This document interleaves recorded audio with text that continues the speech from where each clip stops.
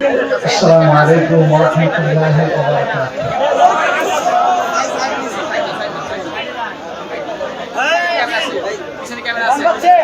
প্রিয় দিনী সাথীরা, আমার বক্তব্য শুরু করার আগে আমি মহান রব্বুল আলামিনের কৃতজ্ঞতা আদায় করছি, যিনি আজকে আমাদেরকে আয়োজন সম্পন্ন করার তৌফিক দান করেছেন। আলহামদুলিল্লাহ।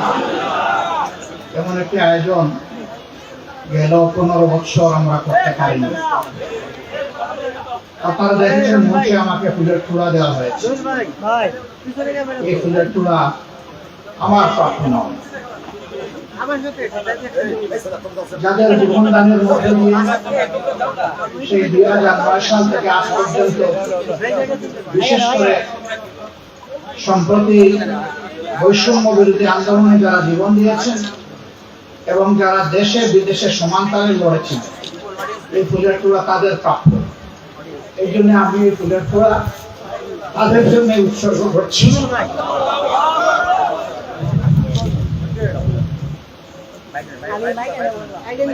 আলহামদুলিল্লাহ, আলহামদুলিল্লাহ রাব্বিল আলামিন,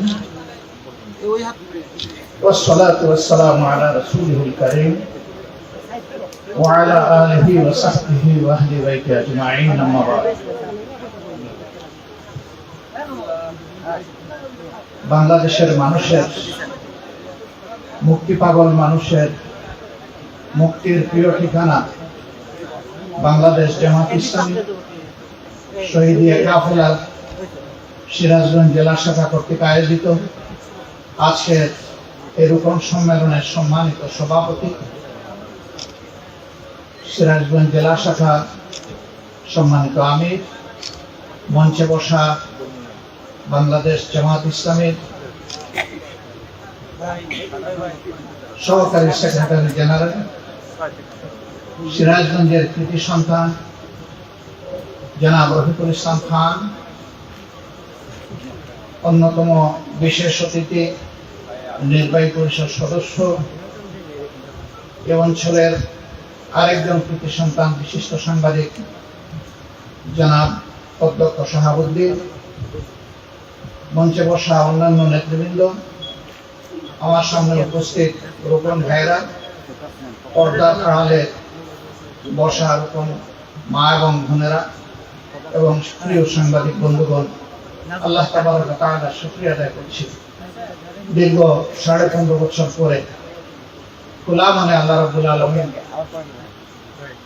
আগস্ট মাসের 5 তারিখ থেকে এদেশের মানুষকে তাদের প্রিয় জন্মভূমিতে বিচরণ করার পরিবেশ তৈরি করে দিয়েছেন। আলহামদুলিল্লাহ। আপনারা শুনেছেন 5 তারিখ মানুষ দুটি কথা বলেছে। একটা কথা বলেছে এটি আমাদের দ্বিতীয় স্বাধীনতা, আরেকটা কথা বলেছে আজকে আমাদের ঈদের দিন। দুটা কথাই খুবই সিগনিফিক্যান্ট।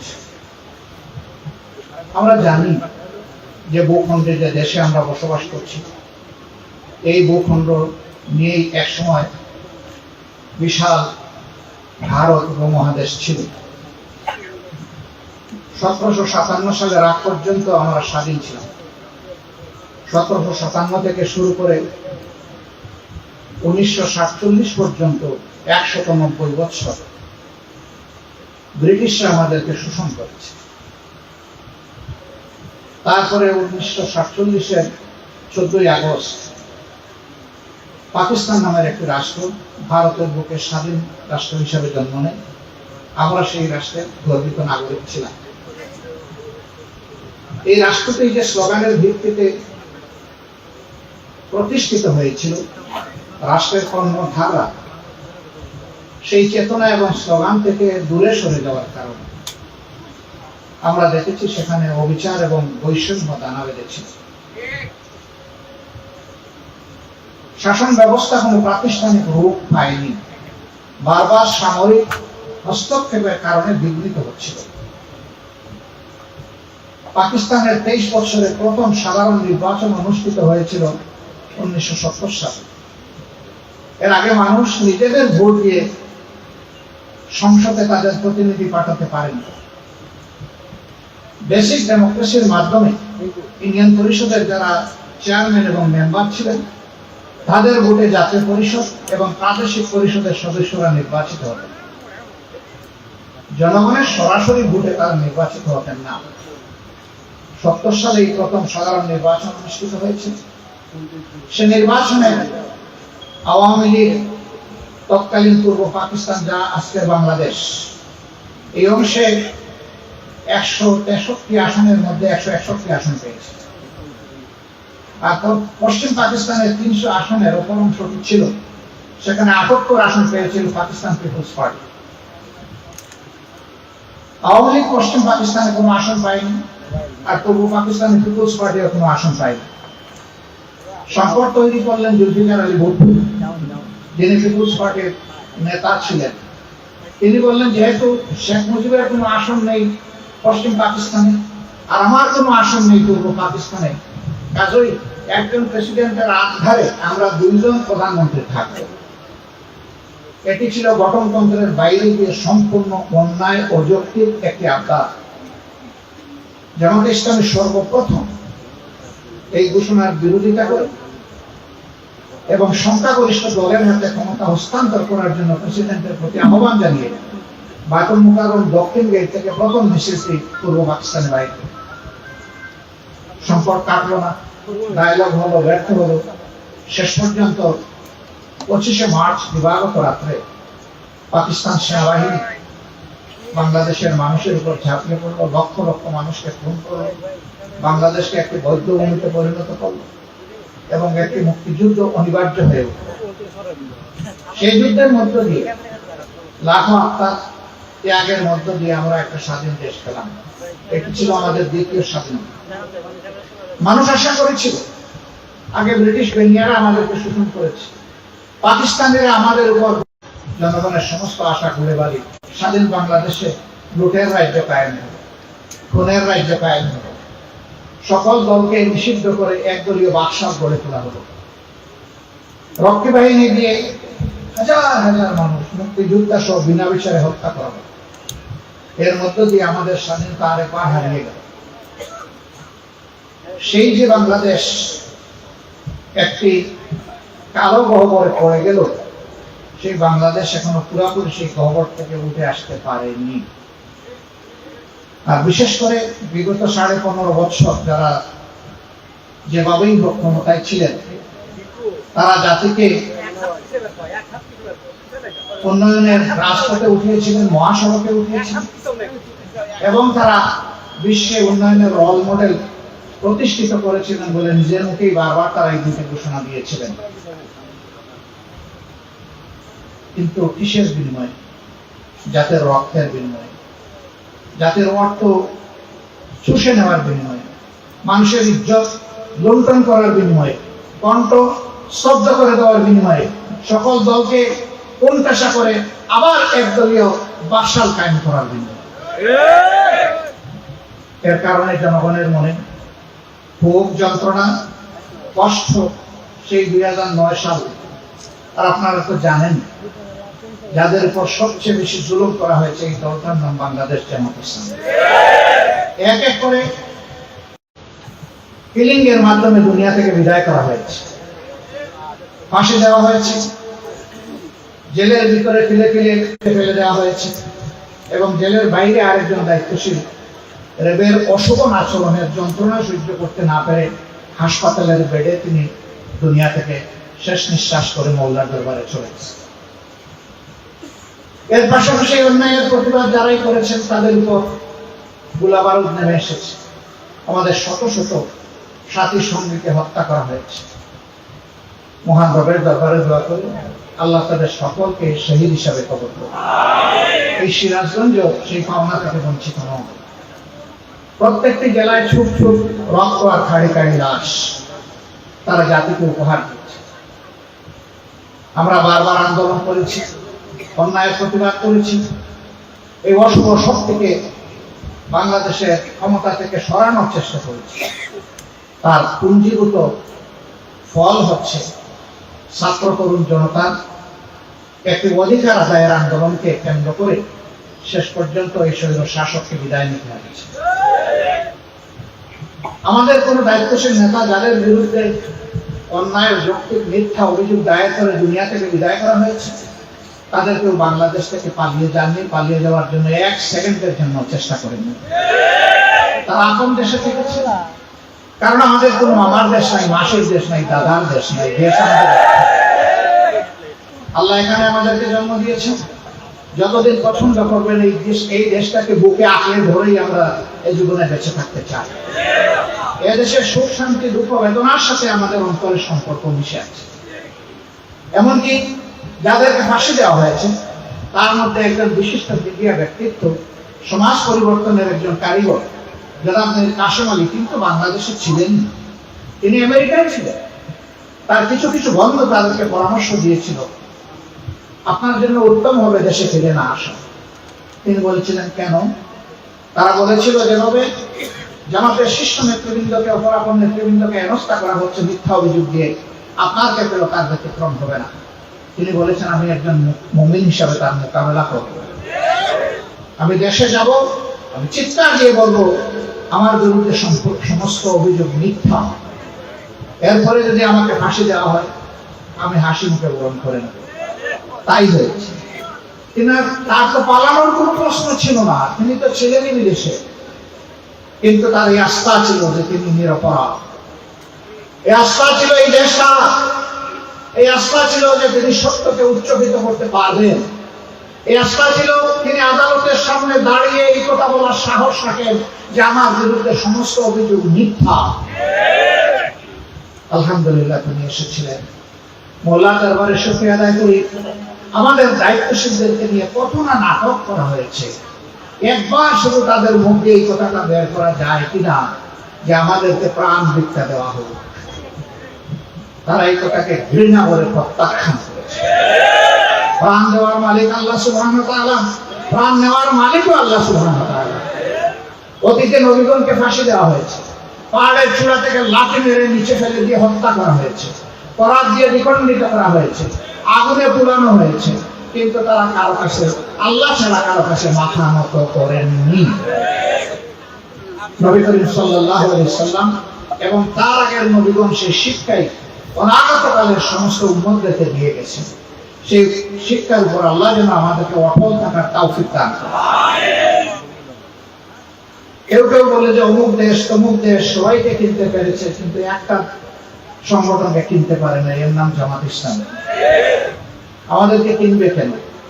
এখানে আমরা যারা বসে আছি, পর্দার আড়ালে যে মা বোনেরা আছেন, তারা না আমরা শপথ নিয়েছি ইন্না সলাতি ওয়া নুসুকি ওয়া মাহইয়ায়া ওয়া মামাতি লিল্লাহি রাব্বিল আলামিন। আমরা তো আমাদের সমস্ত সত্তা আল্লাহর কাছে বিক্রি করে রেখেছি, সেই সত্তা আর কারো কাছে বিক্রি করার কোনো প্রশ্নই ওঠে না। সাংবাদিক বন্ধুগণ, এই 15.5 বছর আপনারাও স্বাধীন ছিলেন না।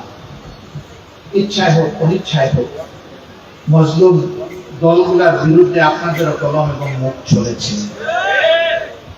কারো ভয়ে, লোভে কিনা আমি এটা বলতে পারবো না। অনেকেই বলেন ছাপের কাছে আমরা অসহায় ছিলাম, আর শাসকরা বরাবর বলেছে মিডিয়া আমাদের স্বাধীন। কতটুকু স্বাধীন আপনারাই ভালো বলতে পারবেন। তবে সে স্বাধীনতার ফল আমরা দেখতে পাইনি। এই জন্য আপনাদেরকে দায়ী করবো না, আর অতীতে ফিরেও যাব না। আল্লাহ এখন আপনাদের কণ্ঠটা মুক্ত করে দিয়েছেন, হাতের অদেখা হ্যান্ডকাপও আল্লাহ তুলে দিয়েছেন। এবার শুধু দাবি করব আপনারা যেন আপনাদের বিবেক অনুযায়ী এই পবিত্র দায়িত্ব পালন করতে পারেন। এটি সমাজের চতুর্থ স্তম্ভ, এটি হচ্ছে ভ্যানগার্ড, এটি হচ্ছে 4D ভিশন। সকল পেশার মানুষ একদিক থেকে দেখে, দুইটা পেশার মানুষকে 4 দিক থেকে দেখতে হয়। একটি যারা সমাজ পরিবর্তন করতে চান, যারা রাজনীতির সাথে সম্পৃক্ত, তারা সামনে দেখবেন, পিছন দেখবেন, ডান দেখবেন, বাম দেখবেন, এইভাবেই তাদেরকে চলতে হবে। আর একই কাজটা করতে হবে মিডিয়া জগৎ, তারাও 4D ভিশন দেবেন, চতুর্দিক থেকে সমাজকে দেখবেন, এরপরে সত্যতা তুলে ধরবেন। তারা হবেন অকুত ভয়। এই কারণেই তাদেরকে বলা হয় জাতির বিবেক, আর মিডিয়াকে বলা হয় জাতির দর্পণ। এই জায়গাটা হারিয়ে গিয়েছিল। আবার এটা মজবুত ভাবে কোনো প্রতিষ্ঠিত হোক, আমরা দোয়া করি। আমরাই শুধু মজলুম ছিলাম না, মজলুম ছিল বিএনপি ছিল, অন্যান্য সংগঠনগুলো ছিল, 18 কোটি মানুষ ছিল, এমনকি রাস্তার একজন ভিক্ষুক মজলুম ছিল। তাদের জুলুম থেকে কেউ রেহাই পায় না। ভিক্ষুককেও কোনো কোনো জায়গায় ভিক্ষা করতে হলে আগে ক্যাডারদেরকে সকালবেলা ট্যাক্স দিয়ে তারপরে ওই জায়গায় ভিক্ষার বাটি নিয়ে বসতে হতো। সন্ধ্যাবেলায় খাবার কেনার জন্য যখন গিয়েছে ঘরে ফিরবে, তখন 30 টাকার পেঁয়াজটাকে 300 টাকায় কিনতে বাধ্য করা হয়েছে। সিন্ডিকেট করার মাধ্যমে এইভাবে মানুষের রিজেকের উপর কালো খাবার বিস্তার করা হয়েছে। তাদের জুলুম থেকে কেউ রেহাই পায়। হ্যাঁ, পেয়েছে মুসলিমেও একটা গোষ্ঠীর কিছু মানুষ। এখন এতদিন আপনারা ছিলেন কঠিন প্রশ্নের মধ্যে, এখন তারা আছেন কঠিন বিপদের মধ্যে। কেন এই বিপদ ডেকে আনলেন?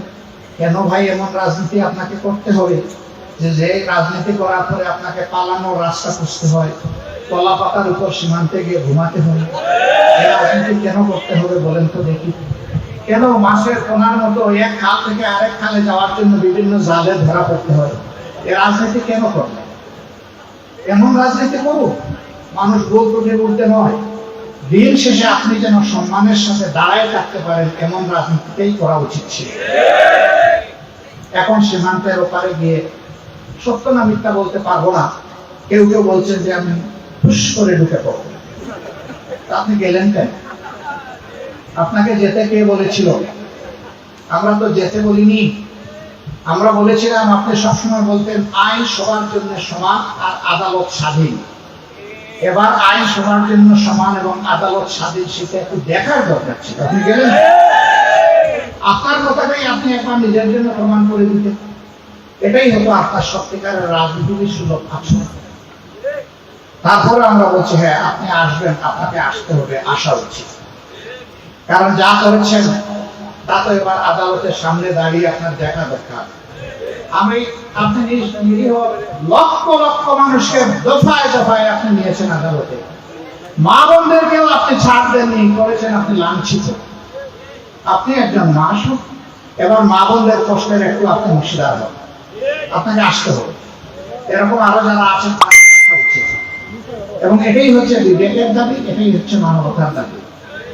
সম্মানিত ভাই বন্ধুগণ, কিন্তু যে সংগঠনটি সবচেয়ে বড় মজলুম, এই সংগঠন এই দ্বিতীয় স্বাধীনতার উষালগ্নে ঘোষণা দিয়েছে যে আমরা কারো উপর প্রতিশোধ নেব না। প্রতিশোধ নেওয়ার মানে হচ্ছে আইন হাতে তুলে নেওয়া। আইন যেখানেই হাতে তুলে নেওয়া হয়েছে সেখানেই বিশৃঙ্খলা তৈরি হয়েছে। প্রতিশোধ প্রতিহিংসার জন্ম দেয়, যুগ যুগ ধরে এটা চলতে থাকে। আমরা চাই এই নোংরা কাজের এখানেই পরিসমাপ্তি ঘটে।